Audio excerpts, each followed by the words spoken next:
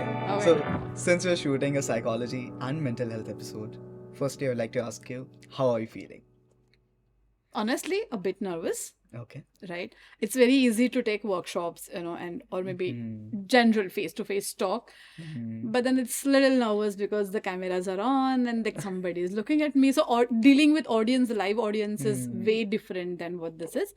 But yeah, I mean, it's something that I've been talking about since last 15 years almost. So yeah, I mean, nervousness is not about what is it that I want to talk about. It is about in general, whether the frame isn't good or how is it going, because I use a lot of gestures while talking, so I'm not sure how it's going to look on the screen. But yeah, I mean, that's the nervousness about. Okay. Yeah, So, nothing else. Picking up the conversation from here, how do we remove the stage fear, screen fear, or whatever it may be? How do we remove that? Yeah. First stage is to become aware, like what's happening in my body, right? So because we say fear, yes, of course we can talk about fear. When it comes to anxiety, it's then that we need to deal with it. So the fear has to be there, as I said, that I'm a little nervous because that's going to be pushing me to work better, to work harder, right? So though I've been doing this since last 15 years does not mean that, like as you said, I've got my pointers ready. I read something while coming here. Though I've been doing this with this little fear or with this little nervousness, that I want to be better. I want to portray by my knowledge, because with all this, at times we might miss out something. It's like hum jaisa baat hai.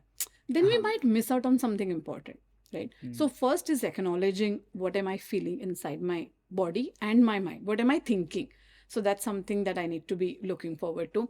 How do I remove? As I said, that first is acknowledgement, and second, I need to work on it, right? I need to work that realization. I need to work on myself, exposing it to the crowd. So perhaps when I know I'm going blank, for example, कुछ नहीं याद आ रहा है, like a poem recitation है, right?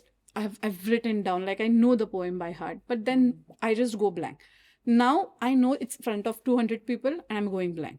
Now what happens is, every time when I think about going on stage, I remember this episode. So the conditioning, our brain is very quick in conditioning. So the brain gets conditioned. Listen, you know what? You're not really good. You went blank last time. Yeah.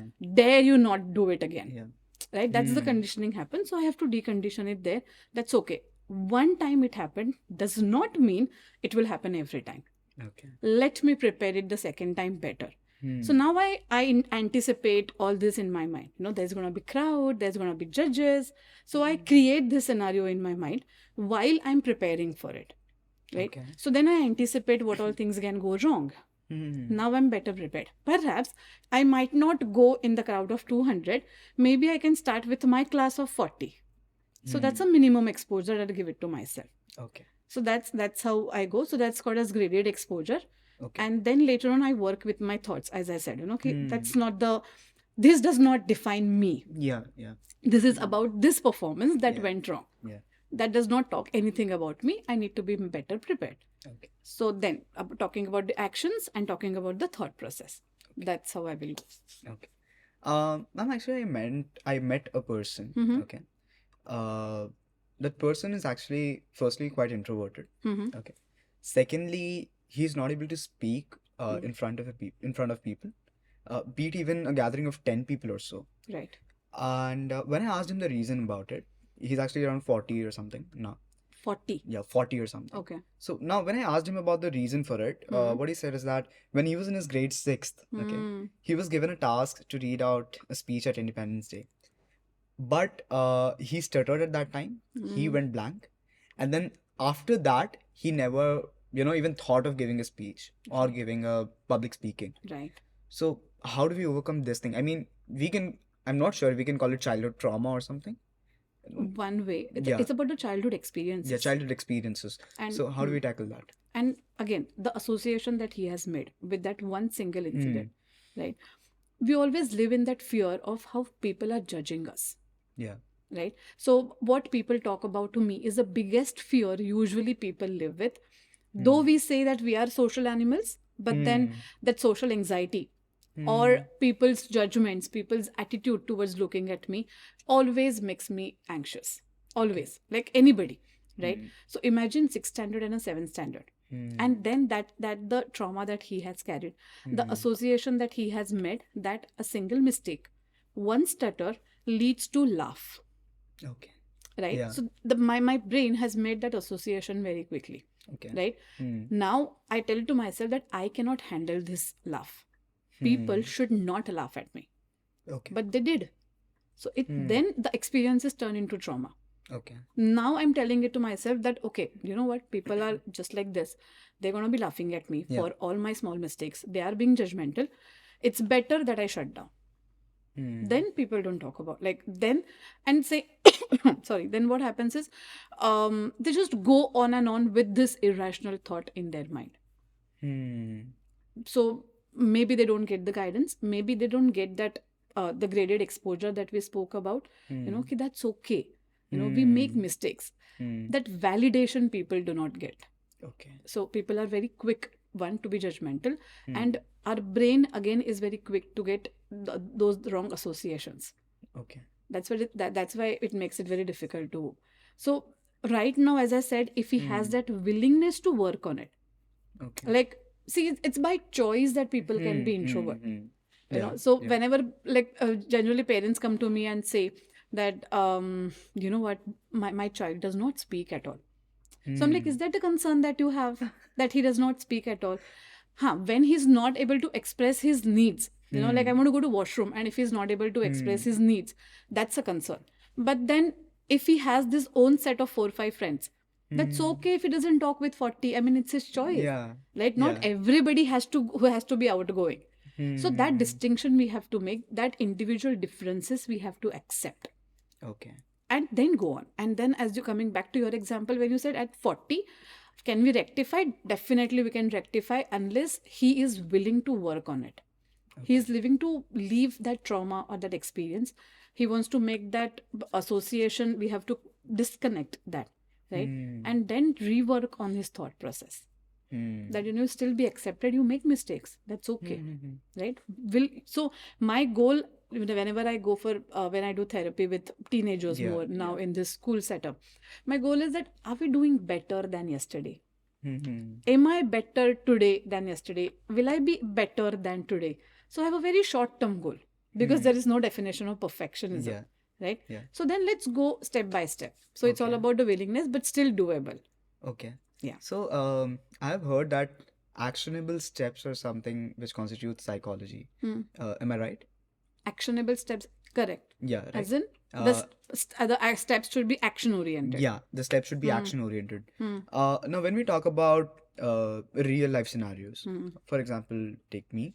I was not actually a person who would interact with others. But now, we can see it. Correct. So I'm not sure how I developed this habit, but I still meet a few of my friends from my past school, and they're still like the same old introverted kids. So do you think that being introvert is like something which should be discouraged? Should be discouraged? Definitely no. That's what I. That is what I said. Right. Okay.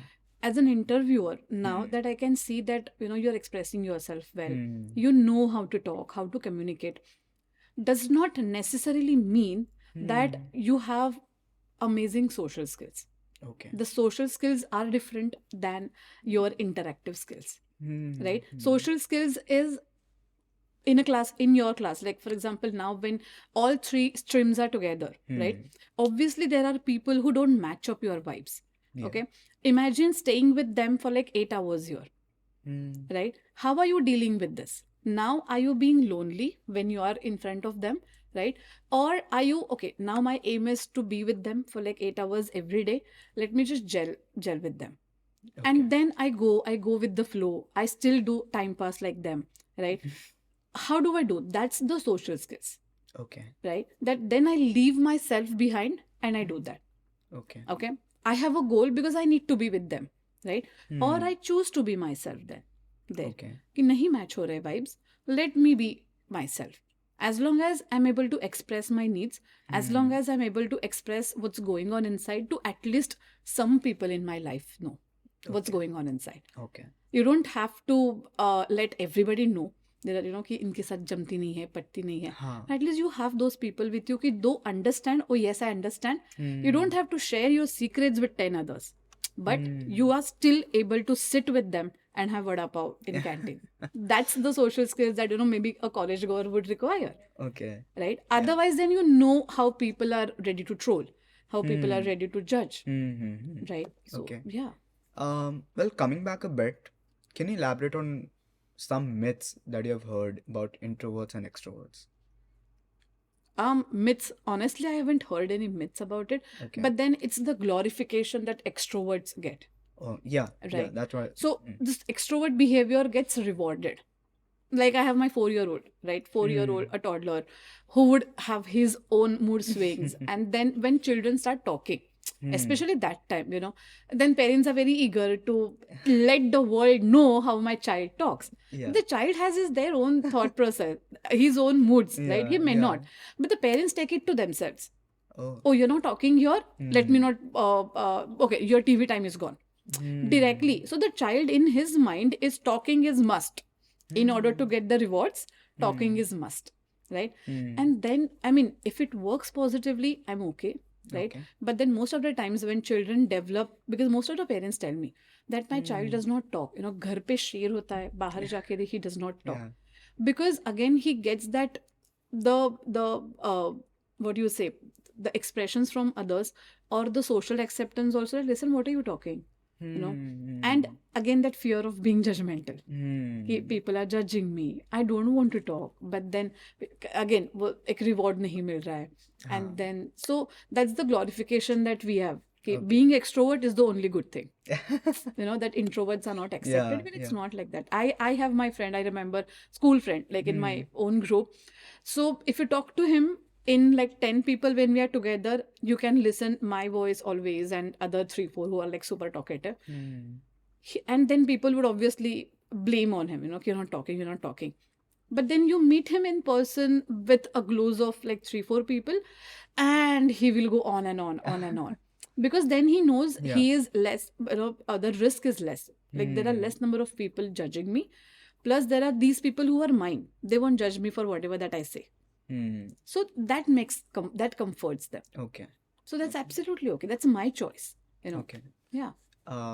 Let's break this from here. Sure. Okay. And okay. So firstly, I would like to tell you that now let's suppose that I was a 5-year-old kid. Okay. How would you explain psychology to me? And even before that, is psychology important for toddlers? I would say for parents it is important. Okay. Because if you ask me, parenting has become a challenge over the recent times, right? So for parents it is important. For children, yes, it is important because we talk a lot about, like, for example, I'll give you a simple example. Again, going back to my toddler, 4 years, 5 years, he's saying. The other day, his friend had come home and then that friend lied something about my son's behavior. Okay. That, he hit me, like Kabir hit me. And then I just talked to him and I said, Kabir, did you? No, I did not. Okay. And then his mom got to know that my son has lied. So she asked, are you lying? And then he said, yes. He did not hit me. Okay. So then I asked Kabir, how did you feel? I'm sure, you're upset. And then he said, I'm not upset. I'm angry. Oh. And that felt me, I felt so much better that my son has that emotional awareness that I'm not upset for what he said. I'm angry because he lied, to you about my behavior. So that emotional awareness is required. That's psychology. Okay. So I've always addressed his feelings whenever he expressed it. Like suppose he throws tantrum. I've named his feeling. Oh, I can see you're frustrated. I can see you getting angry. So he knows what anger is. He knows what upsets him. He knows what irritates him. Isn't that the emotional awareness required? Yeah. Isn't it beautiful when my son knows that what exactly is he feeling? So it starts from here. Okay. And otherwise, then directly you have parents telling you that they throw temper tantrums, they cry. So crying is usually the outburst of their emotion. Okay. Because I don't know what's happening with me. Crying is easy for 5 years old. Yeah. So that is why psychology is important at 5 years. That emotional awareness, what's happening with me. Okay. Tomorrow we are doing an activity because we are celebrating Mental Health Week. We are doing an activity, mindfulness walk. with our Okay. junior and seniors. Okay. So we are telling them in their own language how to be mindful, how to be respectful. So I tried this yesterday with my child. I told him, okay, we are going on a drive. So, just look around and see what all can you see. Okay. I want you to observe everything and then draw what you like, what fascinated you. Okay. So how observant I am about my environment.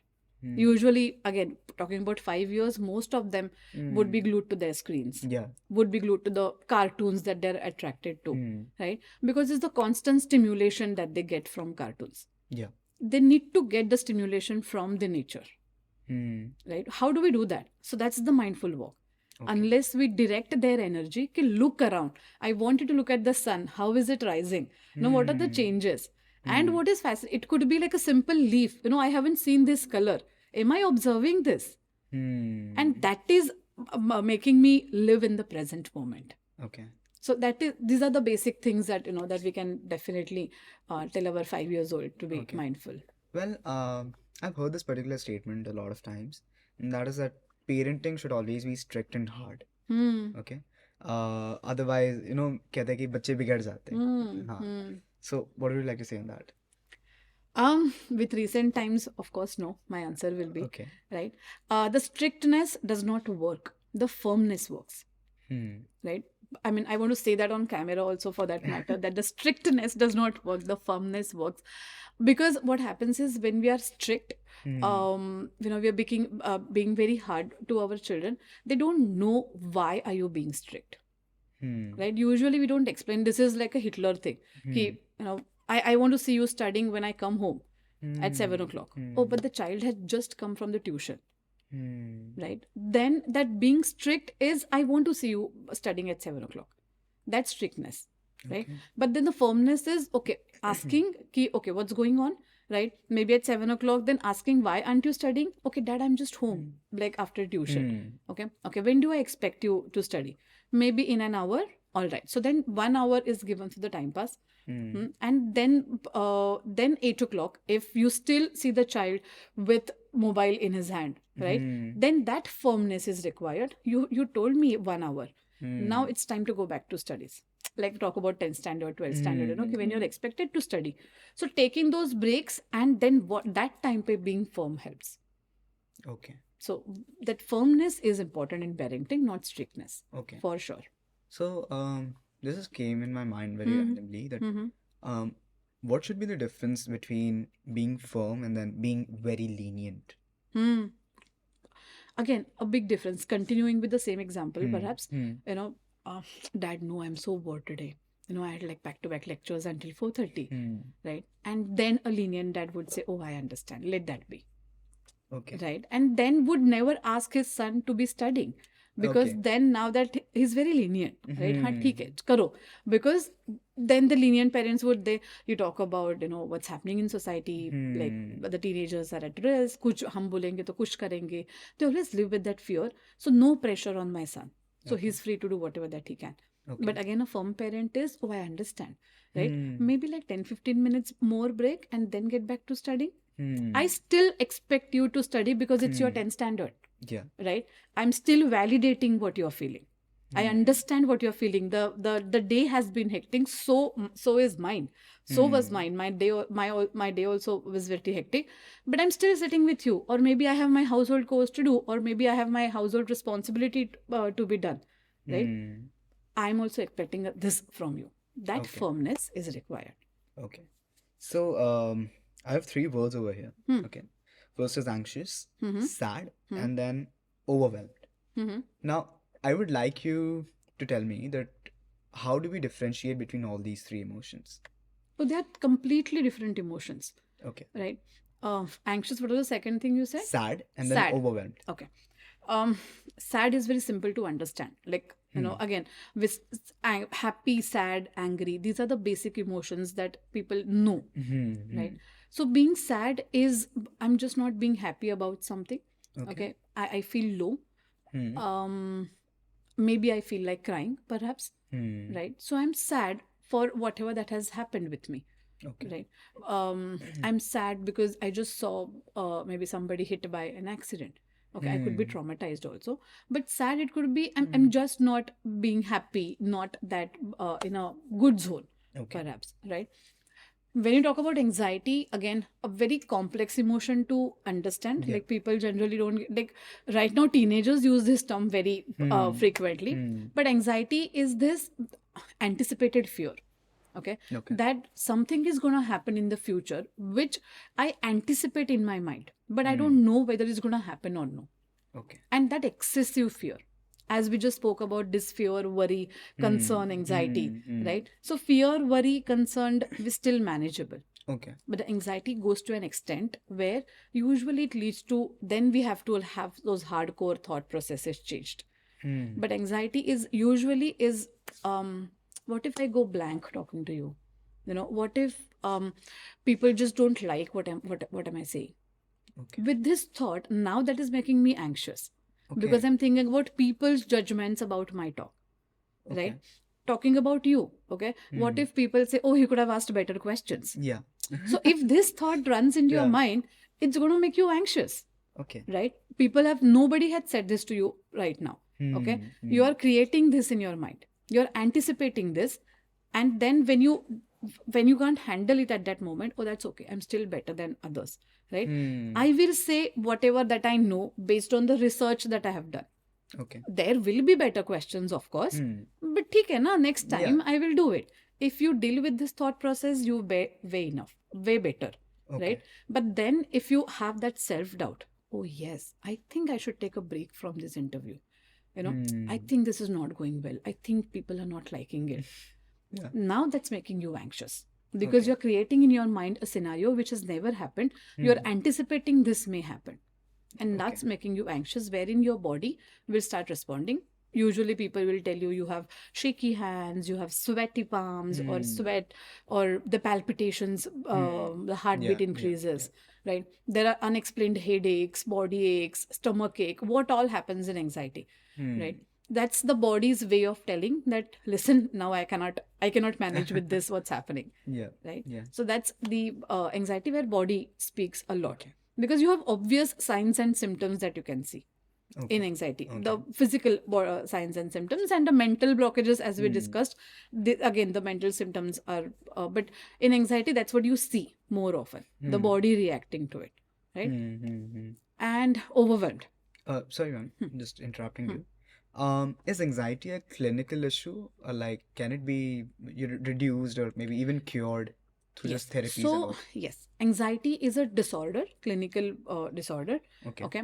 So, we don't usually label people with anxiety disorder. Okay. So, we have our psychological test in place. When the simple bifurcation in talking about the simple terms so that people would understand, it's like when I'm able to lead my life having that anxiety in me, okay, my functioning level is not getting affected. Okay. Right? I'm still able to get up, come here to the school with this thought that, listen, people are judging me. Listen, I should take a break. But I'm still doing, when I'm still doing my bit, then my therapies will work. Like we talk about cognitive behavior therapy, we talk about REBT. So I have different therapies that work. So then only therapy, the talk will help. Okay. When it starts affecting my functioning level, then I know that the medicines will be required.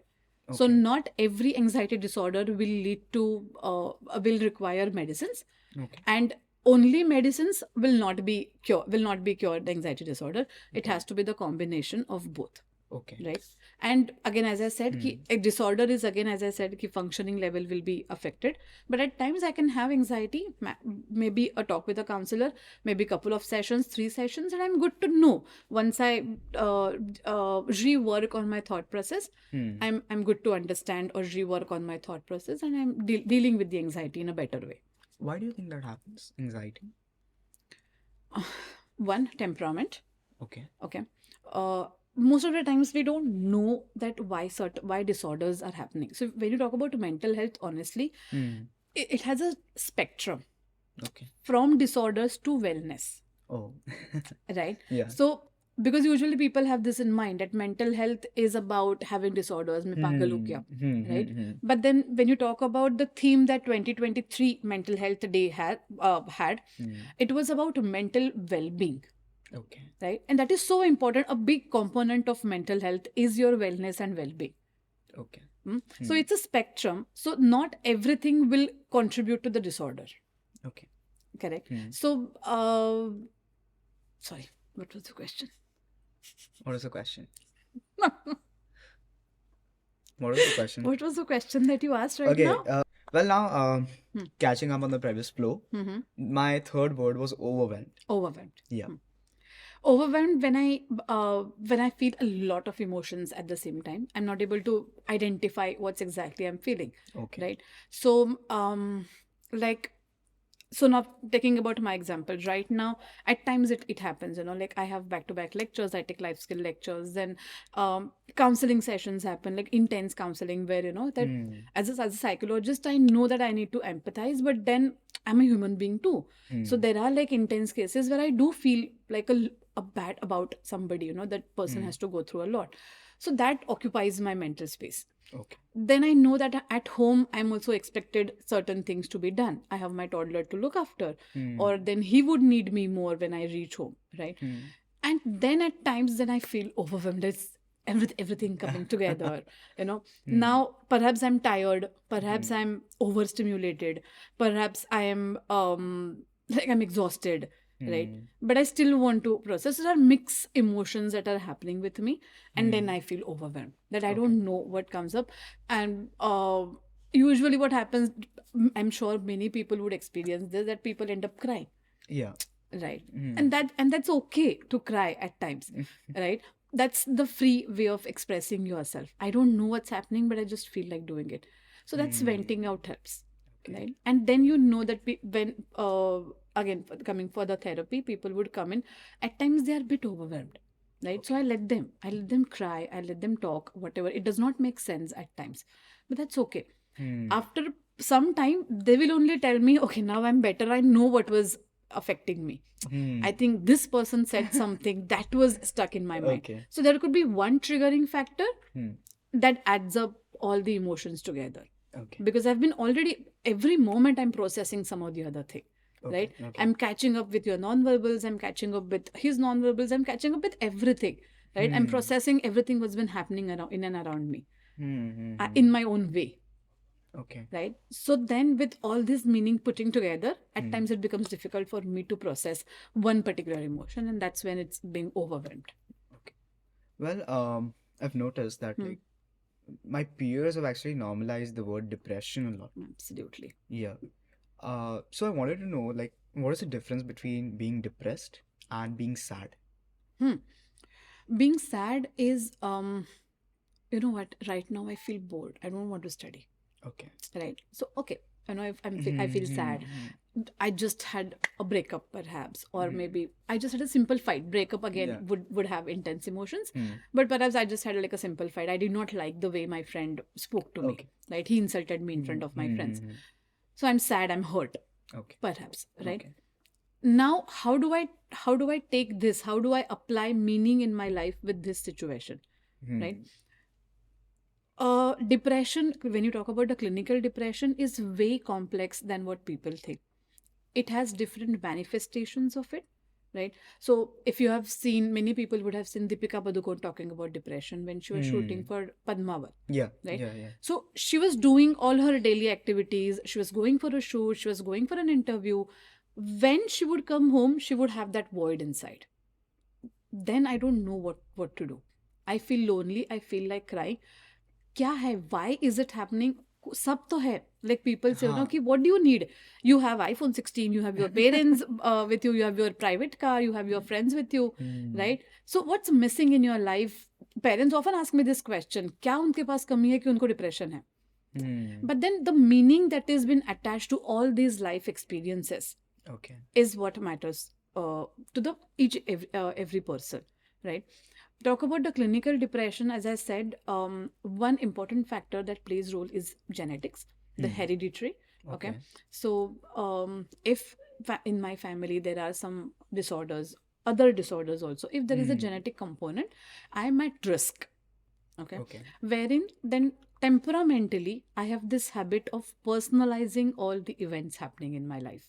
Hmm. Like somebody said something, so how can this person tell me? I will not leave that, I'll think. And then in the family also, this overthinking gets rewarded. Oh, he's a very good thinker, he thinks a lot. So Hmm. both that could be that, like, very small factor, right? Okay. About talking about our resilience, talking about our frustration tolerance, everything that matters, right? Okay. Okay. And then, so basically depression is one when you don't feel like doing anything. Like now, as a student, we expect you to come in school, attend lectures, pay attention, Hmm. study, Yeah. right? Do your general extracurricular activities, right? Talk with your friends and have fun, everything putting together. Hmm. One day, 2 day I can be sad, I don't feel like going for a football match. Hmm. Still okay, कुछ तो हुआ है, जैसे हाँ. Best friend के साथ Yeah. झगड़ा हुआ. Okay.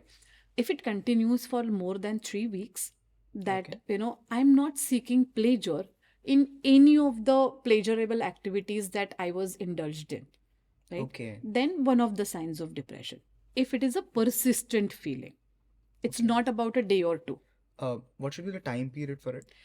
We have this 3 weeks as a Okay. time period, Okay. but there are a lot of factors which also play a role, wherein suppose those 3 weeks were high intensity, like I was super stressed, Hmm. right? Hmm. Then as a psychologist, as a mental health professional, I also need to look into all these factors, that what happened in these 3 weeks.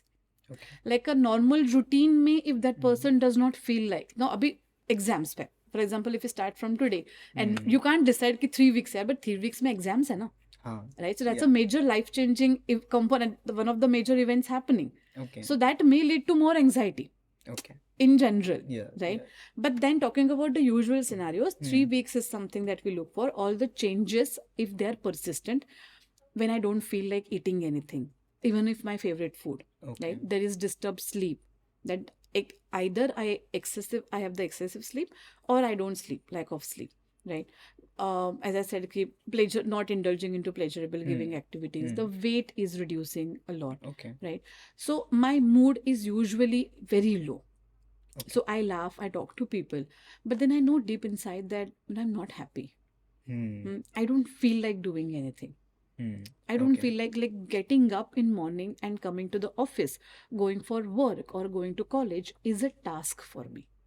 Okay. And if it is happening every day for almost a month, Hmm. then I should seek help from a psychologist. Okay. So, shall I conclude that if you're facing such issues Mm-hmm. in a consistent way for around 3 weeks, Yes.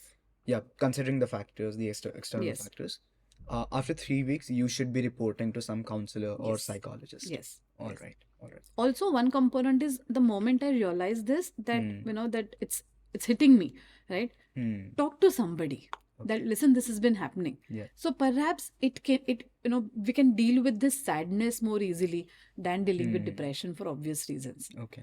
right? So the depression could be due to loneliness, number of factors. Yeah. When we Yeah. talk about depression, it can be a whole episode on Yeah. depression. Yeah. So just talk about your feelings. When they are sad, we can still deal with that feeling. Okay. There. Now, I have a pointer written over here, Mhm. and it's about impacting relationships. Mhm. So, since I have never faced such mental health issues, I actually don't know. I'm not familiar with how it impacts relationships. Mhm. But in case it does, Hmm. how can you overcome that? So when you say that a person with a disorder who Yeah. is in a relationship, Yeah. okay, Yeah, not just as a romantic partner, but like also with his family, other friends. relationships, Yeah, yes. everything. Yes. So we had our ex-student, who had borderline personality disorder. Okay. Can you brief on that? Borderline personality Yeah. disorder. It's about one inconsistent mood swings. Okay. One way I'm happy, and the second moment I can be like very sad. Okay. Okay. These are the people who have very inconsistent thought patterns. Okay. I will usually reflect everything in a negative way. This is all general terms. I'm not talking about the scientific terms and using technical glitches, Okay. right?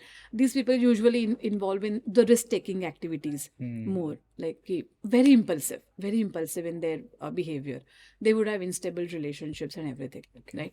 Okay. Some childhood trauma, was there, of course, in a child, in her, now that she was a teenager. So, and she carried through this, of course.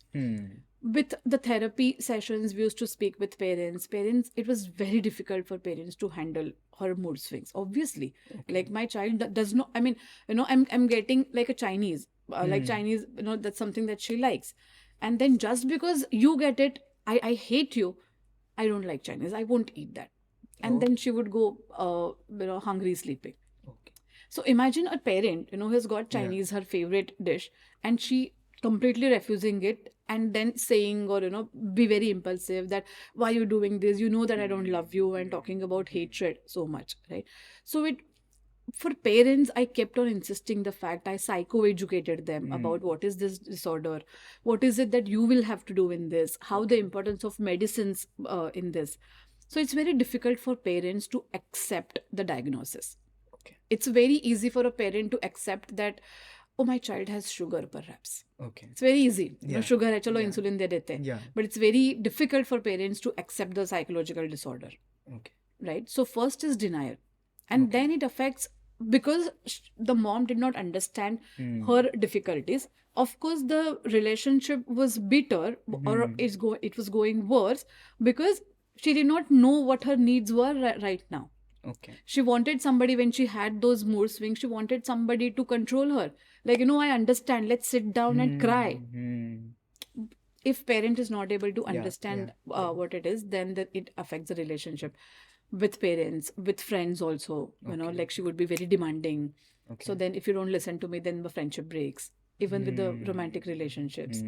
So then it is difficult. It gets affected in. So it's not about disorders per se. It does have an impact in everyday life. You have to say that the other person, to which the person who is having disorder, even mental health issues, is interacting with, the other person should be in a way, act in an understandable way towards. Okay. Like we should accept. Like for example, dementia. Like dementia in geriatric patients, old age patients, it's so common, right? Wherein they would forget about the recent past, the short term memory loss. Okay. Right. Okay. So they would like I've just had my lunch. After 5 minutes, I'll ask, "Kyare lunch de do." How will I react as a family member? Knowing the person has dementia, would I be still that irritated? I can simply say, Mom, you have just had your lunch, right? So then we have those criterias wherein we give them, this is the checklist that you can have. But then I've seen so many people making fun of one of those people with dementia. Those who don't remember the recent past. It's a short-term memory loss. Like they would remember everything about childhood, but not the recent past. Yeah, it does happen. So so just understand people and be sensitive to the people. Is what we need the most. Okay. Ma'am, so like we need to wrap this up by 15, and yes. It's already 10. 5 minutes. 5 minutes, yeah, 5 minutes. I've been watching time since then. I know. Okay. But then I would surely like to have a second episode with you. Yes, for sure. Sure. Okay. Now I have 10 myths over here. Okay. I would like you to break them down and then answer what's the truth. Okay. Shall we begin with it? So the first one is that mental health problems are a luxury concern for the wealthy. Of course, it's a myth. Mental health problems can arrive. It does not depend on richness. Okay. Right. It's just that people perhaps are more aware that I'm feeling certain things and I have the help available. Okay. Like I've seen people meeting my friend is a low cost therapy. Of course, because for a therapy session, when you go to a renowned counselor, you need to pay like 2,000 for an hour. 500 mein coffee bhi aa jati hai Starbucks ki. Right? But then when you need the professional help, you need to have that professional help. Okay. Right? We have our NGOs offering help at the lower cost also. Seek help. Okay. Second is, depression is just sadness and people should stop overreacting. We just spoke about it, Yeah. right? That there is a clear difference between sadness and depression. Depression by itself is a clinical disorder. Okay. So, yeah. So, yeah, but of course, one thing for sure that we should stop using the term depression in a very colloquial language. Okay. Like depression is a clinical depression. You might be experiencing some symptoms of depression, does not mean that you have clinical depression. Okay. Right? I might feel depressive, but let's talk about it. Let's get more emotionally aware about it. Okay. Third is that seeking therapy means that you're either mad or mentally unstable. That's the biggest stigma, I would say. Like a yeah. myth, more than a myth, it's a stigma, right? So mental health is for all, for everybody out there. It does not mean that I need to be mental. I have sought help for myself, being a psychologist. Whenever I thought, कि सिर्फ friends से बात करने से नहीं होने वाला है. I need to meet somebody and vent out who would understand what exactly I'm going through. So yes, I mean definitely, it's everybody's need. Okay. Next is that mental health issues are caused by a lack of faith or spiritual weakness.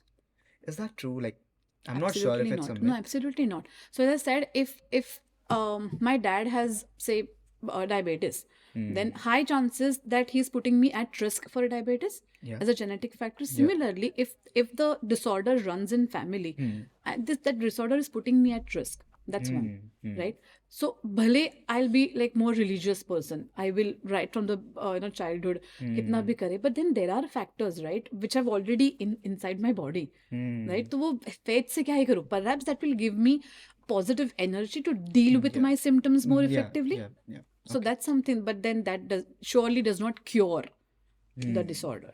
Okay. Only women and not men face mental health challenges because men are emotionally stronger. Really? I don't think so. You should come in my counseling room and cabin and decide how 45, 50 years old male crying. Okay. And that hurts. Because they don't have that open space to cry. Because they are supposed to be emotionally stronger always. I mean, as a society, again, we are being very, gender biased here. Okay. Next is that people with mental health conditions should be avoided or feared. Absolutely a myth again, right? Okay. We would need social support. A person who is again having a depression or like OCD for that matter, anything, a person is being sad right now. Would you just isolate him or would you go and sit next to him? Listen, that's okay if you don't talk. I'm there. Whenever you feel like I'm there. Simple gesture, right? So we would definitely need that social support. Okay. Well, next is that talking to family and friends is enough. Professionals are not necessary for mental health issues. Of course, a myth, right? I mean, you have listing out all the myths. So talking with family and friends, of course, it's a way better support, right? But then simple example again, like if you start crying as a parent, what will I do? I'll try and console you and say my aim is to make you stop cry. As a parent or also, अरे इतनी छोटी बात पे क्या रोता है? हाँ. Right? Yeah. So the intention is right that I want to make you feel comfortable. As a counselor, I'll listen to all the cry. Okay. Automatically you will start talking about what's bothering you. But then you get that you get to channelize your own thought process. It's so important to work with the thoughts. Okay. Right? Always important to work with the thoughts, and that happens in professional help. Okay. Otherwise, Google hai hi. And then people have their own manifestations of it. Like I've seen cases getting way worse in lack of counseling support. Like when they are not ready to seek help. Okay. Children and teenagers can't have real mental health issues. Well, they just overreact. Of course, a myth. We have childhood depression cases rising up. Childhood depression? Yes. Okay. Like childhood depression, like children of like 8 years, 10 years. We have in our cases, in our school also, we have 1 or 2 children diagnosed with childhood depression. Okay. Right? Okay. So, yeah, I mean, again, let's not go about with the causes and everything. We can have different episodes for that. But yes, of course, a myth. Children. So, you have to understand the stress. You have to, so genetic component, keeping it aside, the other environmental factors, they have changed a lot. the constant stimulation to the screen, the exposure to the screen, right? The changing parenting styles, everything is affecting, everything is contributing to the changing mental health of children. Okay. Well, I can sense a very deep aura right now. But just to lighten this up a bit, here comes my favorite section of the podcast. That is a rapid fire round. Okay. So you need to speak the first word that comes to your mind after listening to the question. Okay. The first question: what is the one bucket list item you want to fulfill this year? Going for an international trip. The second is: what's your favorite thing about your job? I get to make a difference in other people's life. Okay. Great. What's your current mood? Happy, excited, and I wish we can go on and on. Yeah, even I wish so. Yeah. Okay. Texting or talking? Oh, definitely talking. Okay. Who would you choose if you could be friends with a fictional character? Oh. Now that's where I get stuck. With a fictional character. Yeah. Like really. No, I mean I need to deal with human beings. No Oh, fictional no fictional character. characters. Nothing comes to my mind right now. Okay. On a scale of 1 to 10, how good are you at keeping secrets? Oh, 10. Definitely 10. I mean, as a professional also, and in the personal life also, definitely. Okay. Yes, Do you believe in fate and destiny? I do. Okay. Who overcomes mental health issues in an easier way? Men or women? Both. Both. Okay. If they want to work on it, both. Yeah. Okay. Now the question that I wanted to ask you, the final question. How to stay happy? A relative term, right? Happy is a very relative term, right? So find your own happiness. Keep indulging on things that make you happy. That, like for example, here, as I said, I love talking. So let's do that, right? I love dancing. Let me dance when I feel sad, right? I love driving. Let me drive when I feel low. Okay. So I need to understand what are the things that make me happy, and I keep on doing it in order to make me happy, because my happiness is my responsibility. Okay. So, great. yes. Yeah. Now, a last piece of advice. Firstly, for the people who are suffering with mental health issues, and secondly, for the general audience. People suffering with mental health issues, please seek help. To cut it short, please seek help, because parents and friends can definitely be there to give you that emotional support, but then they are not the people emotionally, they are not trained psychologists, they are not trained professionals who can understand exactly and validate your feelings, right? So please seek help in terms of therapy. And for general audience, please take care of your mental health. Mental health is important, as we just discussed about. It does not mean mental. It's about a mental health, about your well-being, about your wellness. So please do take care of it, and again, seek help whenever that you feel like. Okay. Thank you very much. Yeah, and thank you. I'm looking forward to the second episode very soon. Oh yes, thank you so much Thank you very for much. having Thank me you. here. Thank you.